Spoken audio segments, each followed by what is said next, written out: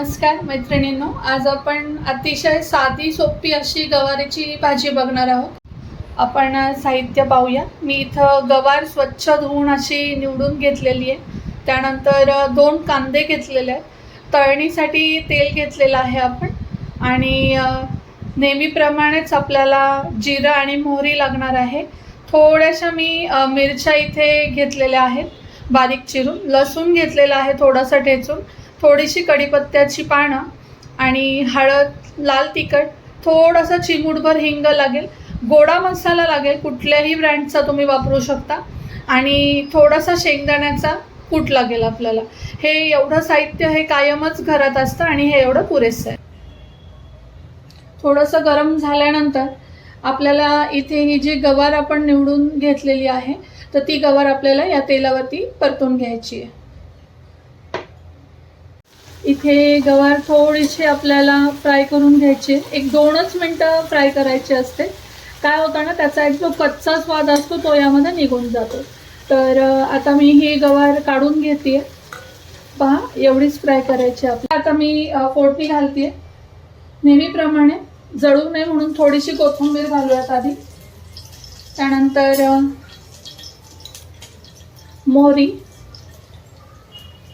मोहरी छान तडतडली पाहिजे. त्यानंतर जिरं घालूयात थोडंसं. हलवून घ्यायचे. त्यानंतर यामध्ये आपण घालूया हिरव्या मिरच्या. ही 1-2 कढीपत्त्याची पानं माझ्याकडे होती. तुम्ही असतील तर घाला, नसतील तर घालू नका. हे पहा, मी मिरची अशी थोडीशी तळून घेतली आहे. फोडणी जेवढी खमंग कराल तेवढी सुंदर भाजीची चव लागते. अत्यंत साधी सोपी ही रेसिपी आहे. हे पहा, मी इथे आता लसूण आहे तो घालून घेते. लसूण मी थोडासा ठेचून घेतला होता. लसूण घालून घेतलाय.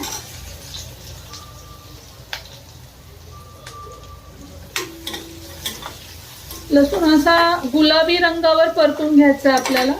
लाल नाही करायचा आणि खूप पांढरट पण नाही ठेवायचा. गुलाबी असा थोडासा परतायचा त्याला.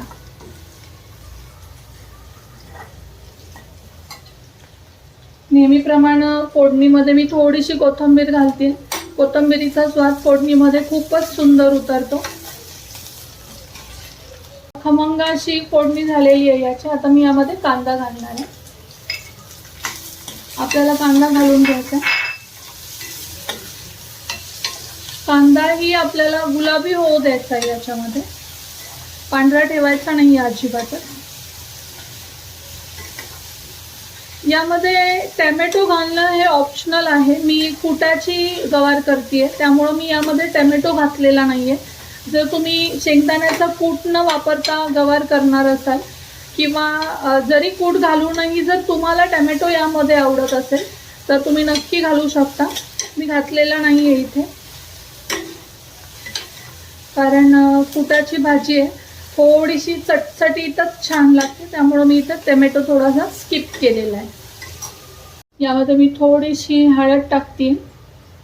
त्यानंतर मिरच्या आपण ऑलरेडी टाकल्यात त्यामुळं अर्धा ते 1 चमचा आपल्याला लाल तिखट टाकायचं. चिमूटभरच हिंग टाकायचं, जास्त नाही टाकायचं.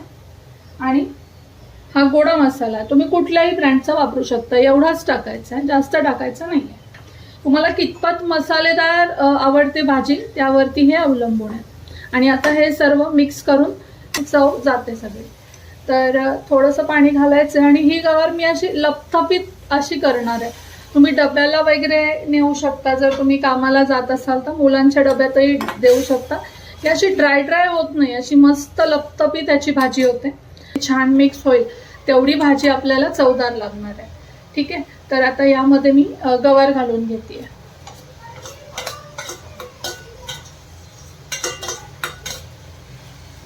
आपण मीठ घातलेलं आहे त्यामुळे मीठ नंतर घालायचं नाहीये.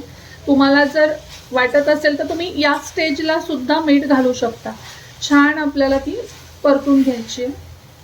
गवार परतत असताना गॅसची जी फ्लेम आहे ती तुम्हाला मीडियमच ठेवायची आहे. आणि परतून झाल्यानंतर मात्र तुम्ही बारीक गॅसवर गवार होऊ द्यायची. ठीक आहे. उकळी व्यवस्थित आलेली आहे आणि भाजी छानशी झालेली आहे. इतपतच कन्सिस्टन्सी ठेवायची आहे, कारण आपण यामध्ये दाण्याचा कूट घालणार आहे आणि तो कूट घातल्यानंतर तो पुन्हा एकदा भाजी आळते. तर हे पहा, थोडंसं मी कूट घालणार आहे. तुम्ही अंदाजानं घालू शकता तुम्हाला कितपत घालायचं आहे. खूप नाही घालायचा, फक्त थोडासा घालून टाकायचा. हे पहा, या पद्धतीनं पाहू शकता भाजीला किती सुंदर रंग आलेला आहे. चटपटीत आणि झटपट ही भाजी होते आणि थोडीशी कुटामुळे काय होते ना, त्याची क्वांटिटी पण बॅलन्स होते, म्हणजे थोडी जास्त प्रमाणात होते ती. इथे पहा, कूट घालून घेतलेला आहे आणि छान ती अशी हलक्या हाताने आता आपल्याला परतायची आहे. खरं तर आता झाकण ठेवायची आवश्यकता नाहीये. इथे गवार तयार झालेली आहे.